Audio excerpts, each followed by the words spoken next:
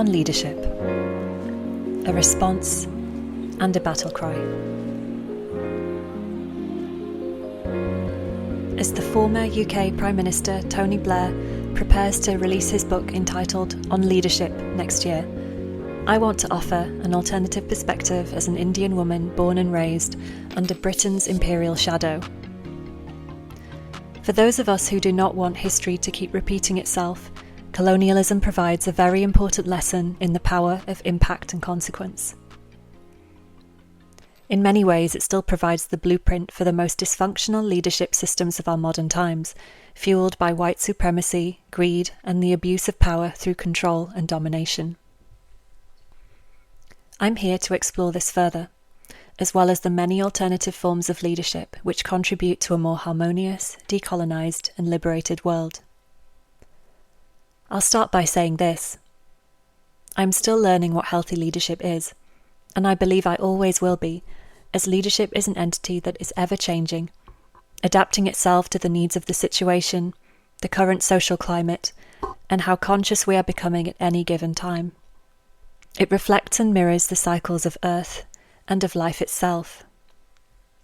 So even though I work with leaders, have over a decade of leadership experience, and have experienced the leadership of others, I am no expert.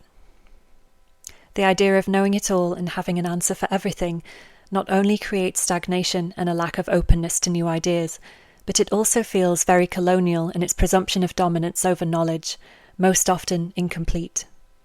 It also denies space for complexity, the idea that what is considered healthy leadership in one group of people would possibly be considered unhealthy in another, and that a diverse range of leadership is ultimately required for the myriad of human collectives on this planet, each with their own cultural backgrounds, traditions, and knowledge, and each working towards their own goals. And yet, in many ways, in the most important of ways, it ultimately boils down to this one notion, that all of life is sacred. It is both beautifully simple and wildly complex at the same time. Through my experience, I certainly know of many factors that greatly improve the quality of leadership, but not all. One thing I am certain of, however, are the non-negotiables, ones which violate life itself across all cultures. Domination, manipulation, deceit, abuse of power, cruelty, serving oneself at the expense of others. And this I've learned the hard way, the painful way, through abusive family dynamics and in most workplaces, in experiencing the governance of the land I've been born and raised on, England, in hearing the workplace horror stories of my friends and peers, through my travels, in watching global politics unfold, in learning about and in being a consequential symbol of colonialism, in watching human lives being needlessly harmed by greed, dominance and cruelty through genocides like the one currently destroying Palestine. Transforming leadership, I have learned, is one of the quickest and most impactful ways to evoke large-scale change. One person's action or inaction can affect multitudes of people all at once.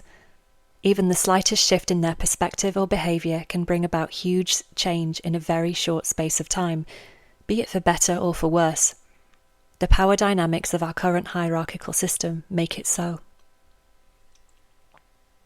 Just as unconscious leadership causes detrimental harm to our health, our communities, our ecosystem, and our planet, conscious leadership creates positive change on multiple levels, both measurable and immeasurable, seen and unseen. It generates life where there once was only death. It heals and nurtures. It glues fragments back together. It makes the chaotic harmonic. It births new and better worlds into being. We are living in unprecedented times. The systems of oppression which currently underpin our society are falling all around us, while we witness their final death throes before their inevitable demise. And as modern and as advanced as they consider themselves to be, all Western countries are prey to the slow burn of this anti-life energy, even if it's subtly disguised under liberal policies and systems of health and well-being. The illusion that many of our political leaders are actually concerned about our well-being is now being exposed on a global scale.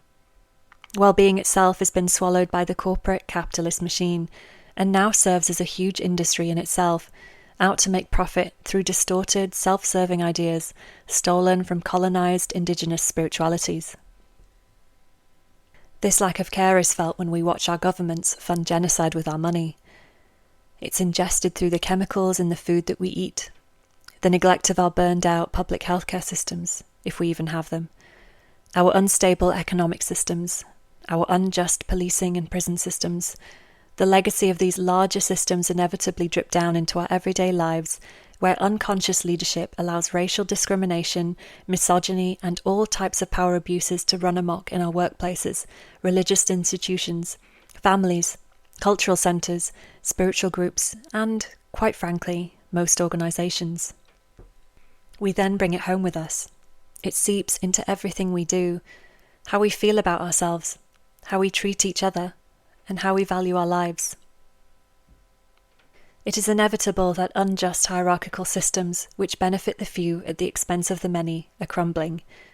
It is inevitable that, in general, our collective consciousness is rising as we continue to become aware of the various injustices which impact our lives and those of our human and more than human kin across the world.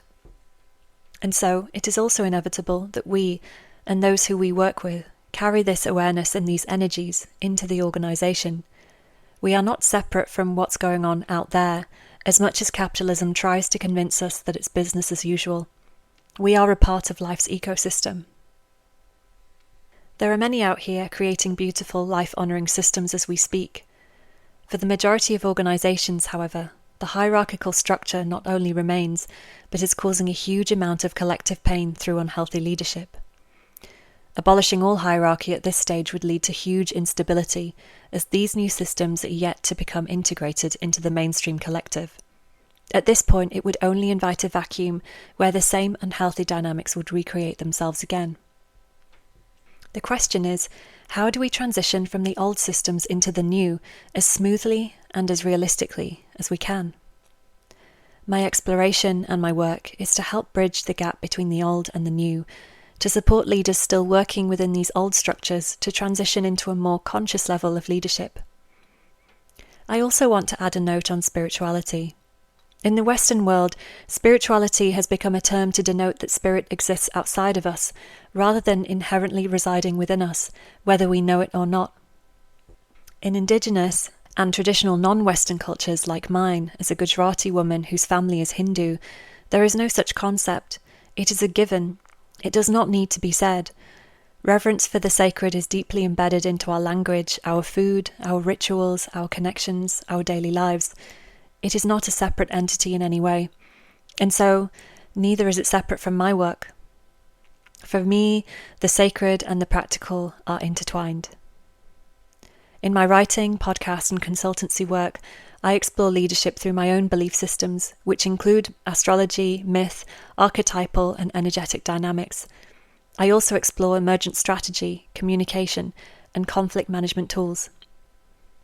I'll be exploring topics like micromanagement as a colonial legacy and what we can do about it, developing diverse leadership styles which honour our full humanity, discerning the subtle energetics behind abusive or cult-like power dynamics, why equality and diversity training is not actually healing the root of our issues with race, what life-honouring team leadership looks like on a day-to-day basis, why energetic boundaries are important for leaders who are helping to birth new worlds, bringing grief and rage into leadership in a healthy way, and much more. I'll be diving deep into the underworld of our shadow, of grief, of rage, of racism and misogyny, and it might be uncomfortable sometimes. It will be vulnerable oftentimes, and above all, it will be human. Primarily, this podcast is for leaders, and leaders are everywhere, whether they know it or not.